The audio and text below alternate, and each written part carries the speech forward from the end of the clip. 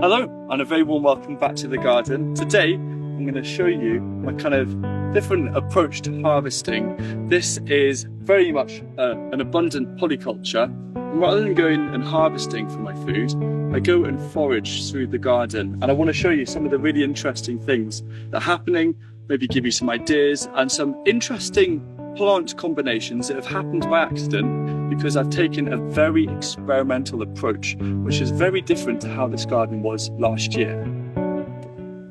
So the first thing that I spotted is that there are a couple of raspberries, but what I want to talk about first is this is a globe artichoke, mainly in its first year, and I've got the first globe here ready to harvest. It is such a delicacy, and so that's going to be the first thing I'm going to enjoy. So that is going to be absolutely delicious. Now, around me here, there is so much food. I'm coming to the raspberries in a second, but at the bottom of my feet, I have some mint.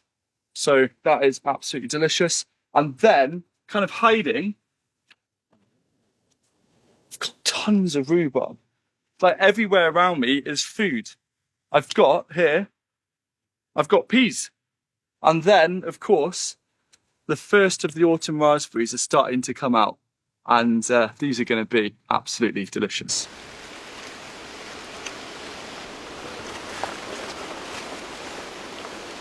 So this garden is trying to embrace as much diversity as possible, and there are occasions where I will grow a bulk of something, like potatoes or leeks, and that's fine. But wherever possible, I try and integrate as many different things as possible. And here, so there's a lot going on. I've got some beautiful dahlias, which I'm actually going to cut a couple to dry, just because they are looking so lovely. So look at those beauties, put those in there. And then beneath me here, I've got 4-chuck giant chard, which in my last video I gave a nice little shout out. And it really is an absolute giant.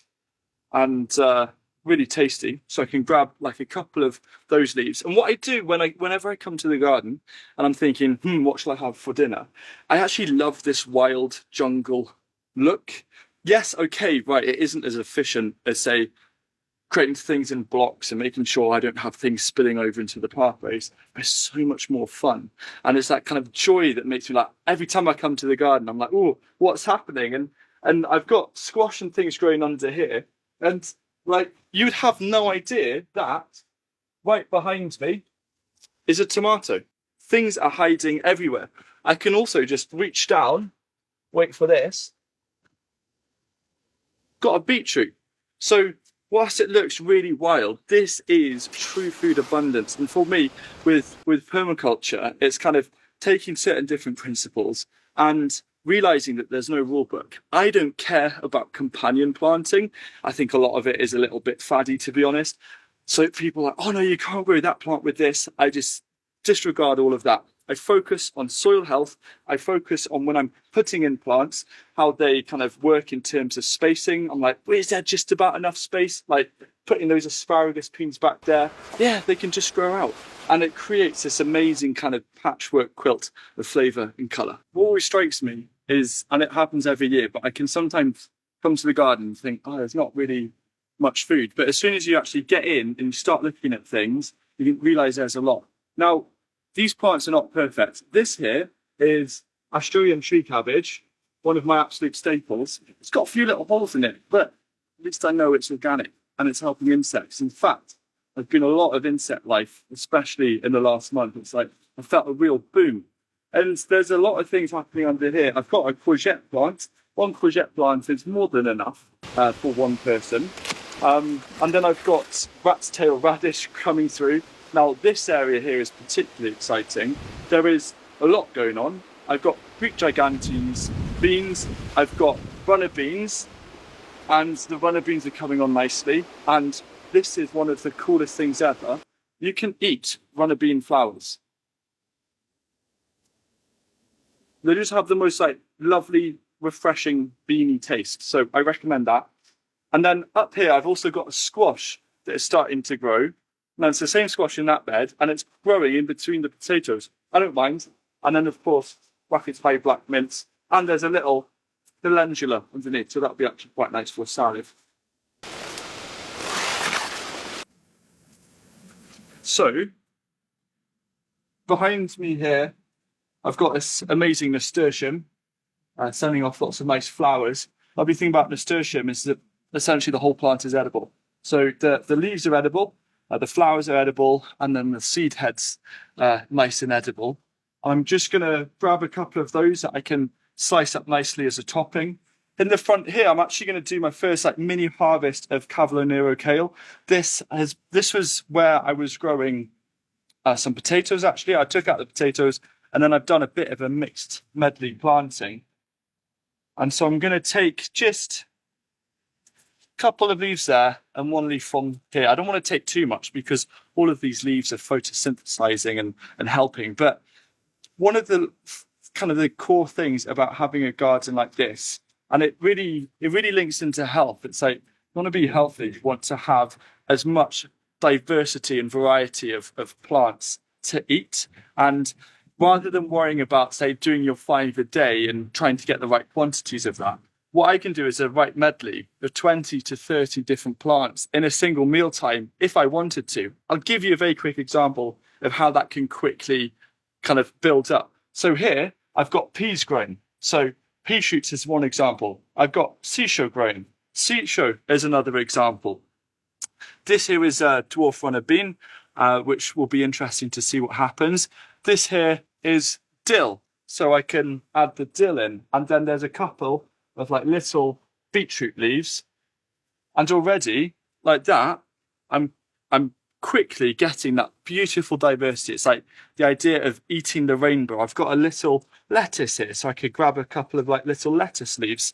And it is simple as that. Now here is a really interesting kind of semi-wild planting scheme where I put in a nasturtium and a Vietnamese coriander, and I've got this bronze fennel, which is growing really, really nicely. And this is all I can mix, and what I've noticed is that the Vietnamese coriander is almost using the bronze fennel as a little bit of a structure to go upwards. And we've got the cascading effect of the nasturtium, and the nasturtium is actually growing out the other side of the door, which I quite like. And this is one of my absolute favourite beds here. I just wanted a bed of colour and insect life. And so we've got the monarda or bergamot, 2 different types growing. This Korean agastache, it just smells absolutely amazing. And then I've got yarrow, this stunning kind of red yarrow, different cosmoses and calendula. And I've got a little zinnia here, a little orange zinnia, pink zinnia. There is so much happening within this bed. And there's a lot of things tucked in and happening behind.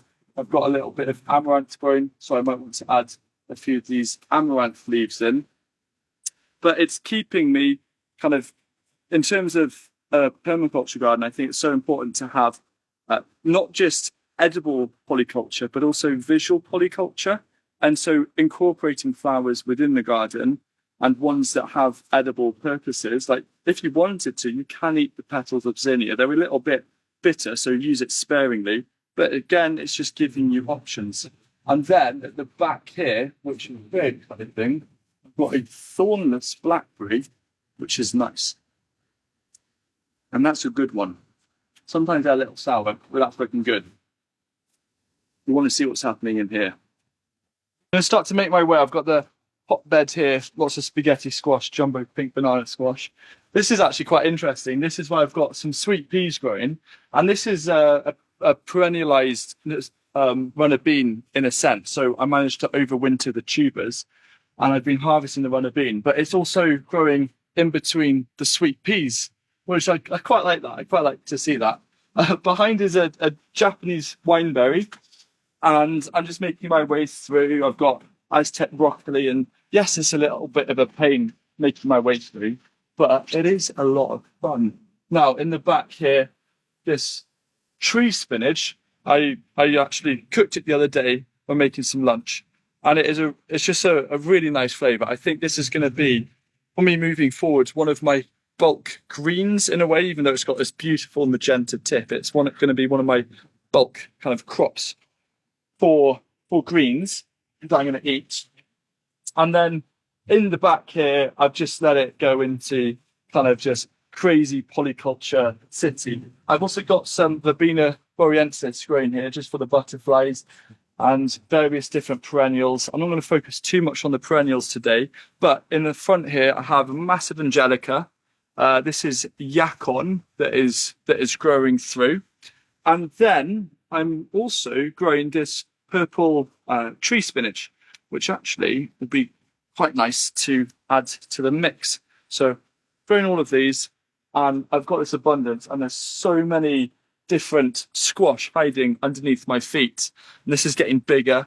And then in there, I've got oca and Chinese artichoke.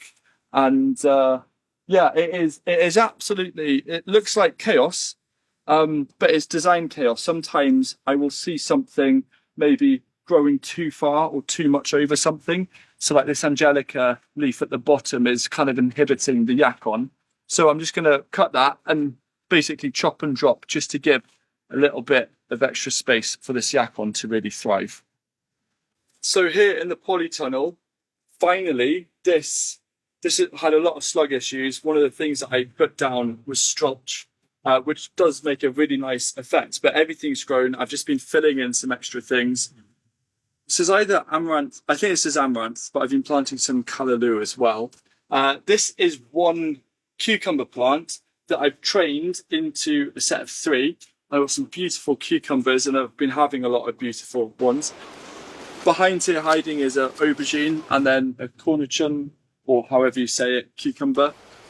The tomatoes are going great guns. It's taken them quite a while with all of my tomatoes, both the ones that I've done as normal cordons and these wild ones. Like this here is one plant and trained it into 2 black strawberry, looking really good. And what I've started to do is clear the base and underplant tomatoes. Now I've been chatting about underplanting tomatoes in my latest journal, but the idea is if I've got all of this space at the bottom, I don't want it to be redundant. I always want to think about how can I maximize it. So I put in some kind of low growing plants just to make sure that the airflow remains nice. But really happy with this. And the little winner for me, whilst to see the melon starting to grow, is something called Greek basil. Now the squash is growing so well that it's decided to run a few meters and escape from the kitchen garden, which is quite funny. And this is the other side of the thornless blackberry. If you want to see something pretty cool, this is a cordon tomato and this one as well. And I put a runner bean in, and the runner bean has grown up through, well, actually up the string, missing most of the tomato plant, and over the top. So here I can have both the runner beans as a harvest and also the tomatoes. So here I've got over 20 different edible things that I can enjoy. And that very much is that kind of forage mentality of going around the garden, seeing what's ready, seeing what's in its prime. I'll now take this home and use this to kind of design a meal. I'll probably group different things together, like, you know, the salad ingredients and then the root veg and things and the leafy greens.